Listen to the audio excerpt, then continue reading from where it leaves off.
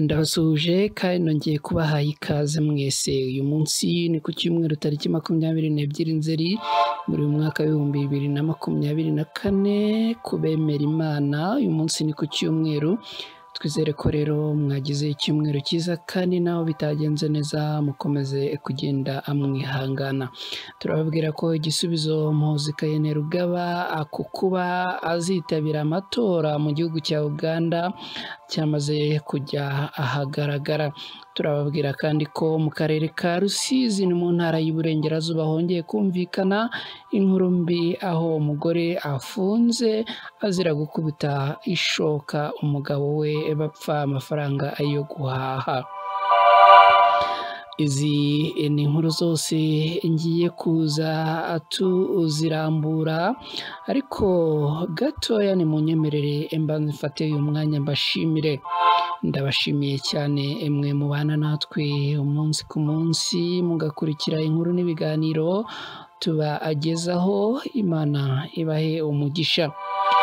Turasaba kandi namwe mutarakora subscribe ku Ibendera TV kubikora kugira ngo tujye dusangira inkuru zitandukanye umunsi ku munsi.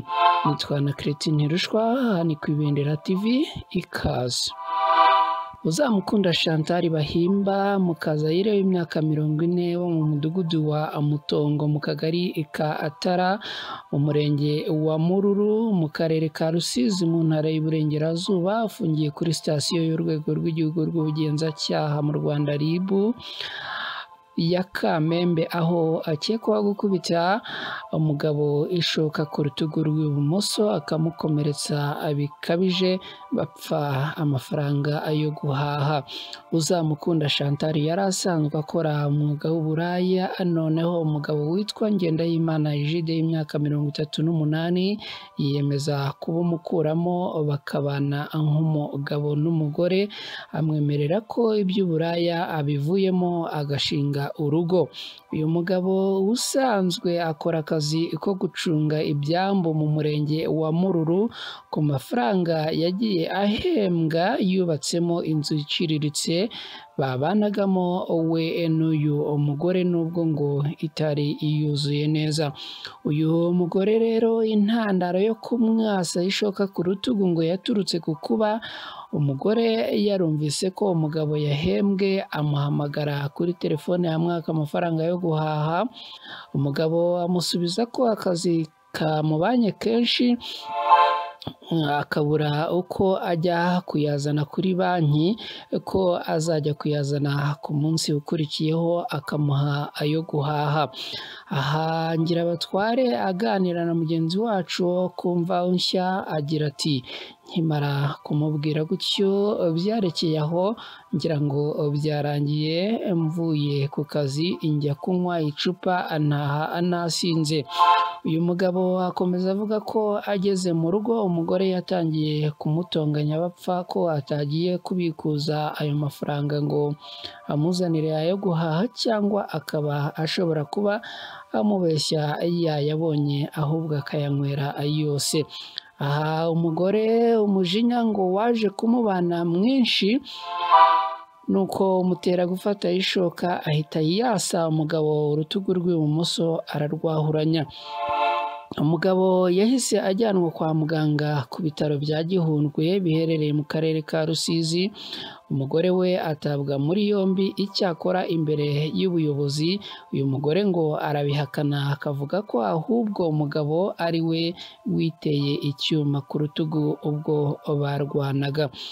Umunyamabanga nshingwabikorwa w'umurenge wa Mururu Ngirabatware James avuga ko uwo umuryango n'ubusanzwe ubana mu makimbirane y'urudaca, ibintu ngo byanatumye aho bagendaga bakodesha hose abaturage b'iyo midugudu bacumbikagamo barateranaga bagafata icyemezo cyo kuyibirukanamo. Ngirabatware agira ati, nubwo bagiranye ayo masezerano ariko ntibigeze babana byemewe n'amategeko. Ikindi ni uko kuganira no gusabana n'abagabo uyu umugore atigeze abireka. Umugabo akomeza gukeka ko umugore yaba yarasubiye muri ya ngeso rwihishwa, bituma amuhozaho urwikekwe rwatumye bahora mu makimbirane, bagera n'aho abaturanyi babinuba. Akomeza asobanura ko umugabo yadozwe akaba akomeje kwivuza, ariko agahamya ko kubera amakimbirane yabo nubwo umugore yafungurwa, ubuyobozi bwumva bakwiriye gutandukana. Aha agira ati umugore naramuka afunguwe birumvikana ko gusubirana mu rugo bizagorana. Nitubona umugore adashaka guhinduka, tuzagira inama umugabo abe arebye aho yigira amubise, kuko igisigaye badahindutse ni ukwicana. Umurenge wa Mururu ni umwe mu mirenge yibasiwe n'amakimbirane yo mu ngo, kuko nk'uko Ngirabatware abivuga ngo bafite ingo 62 zibanye nabi, zirimo 12 bikabije cyane, bakaba bari bigishije izindi zirenga 20 ziyemeje guhinduka, zo ngo ubu zibanye neza, zanatangiye no gutera imbere kubera kumvikana, aho buri wese ingeso ye yabangamiraga mugenzi we yahisemo kuyireka bakubaka urugo. Asaba imiryango ko aho kugirirana nabi, umwe yabisa mugenzi we agashaka ahandi cyangwa akareba aho aba yigiriye, aho guhora mu nduru zigera n'aho abaturanyi binubira cyangwa se bakaba abana kwicana. Iyi nkuru irababaje kandi iteye n'agahinda. Iby'ishoka si ubwa mbere muri Rusizi muri uku kwezi, kuko mu minsi itarenze n'ibyumweru 2 twabagejejeho n'indi nkuru hano ku Ibendera TV y'umusore watemye ise akoresheje agashoka, aho yavuze ko ngo iki gihe yabikoze abona ise yahindutse ikidayimoni yari arimo kwirukana. Ntabwo byoroshye mwe mudukurikiye hano ku Ibendera TV, muze kuduha ibitekerezo binyuranye kuri izi nkuru ziri kuba nyinshi z'ubugome mu karere ka Rusizi, ari nako bikomeza kugenda bifata indi ntera. Twababwiye kandi ko turaza kubabwira ku bya Muhoozi Kainerugaba. Uyu ni umuhungu wa Perezida Museveni, akaba n'umugaba mukuru w'ingabo za Uganda, wamaze guhakanira Abagande ko ataziyamamariza kubayobora, ahubwo aharira se, ariko yemeza ko nyuma ya se nta musivile uzayobora Ubugande.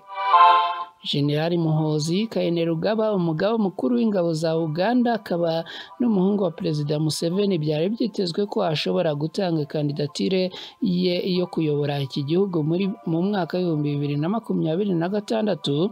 Yatangaje ko atazahatanira kuyobora iki gihugu. Aha yavuze ko ahubwo azashyigikira umubyeyi we Perezida Museveni, gusa avuga ko uzamukurikira atagomba kuzaba ari umusivile, ko ahubwo agomba kuba umusirikare cyangwa umupolisi. Ibi General Muhoozi yabitangaje mu butumwa yatambukije ku rukuta rwe rwa X yahoze ari Twitter. Byari bimaze iminsi bivugwa ko General Muhoozi ashobora kuzahatanira kuyobora iki gihugu cya Uganda mu matora azaba mu mwaka w'2026, binyuze mu ihuriro ryitwa Patriotic League of Uganda, bishatse kuvuga ishyirahamwe ry'abakunda igihugu cya Uganda. Reka tubashimire, tuganye ku musozo rero, ariko tubashimira buryo mukomeje kugenda mubana natwe mu nkuru zitandukanye tubagezaho hano ku Ibendera TV. Twizera ko zikomeza kugenda zibanogera. Turabibutsa kandi gukora subscribe kuri channel yacu Ibendera TV kuri mwe mutabikoze, tunongera gushimira mwe mwakoze subscribe kuri channel yacu. Turabashimiye cyane mwese, mugira amahoro kandi Imana ibarinde.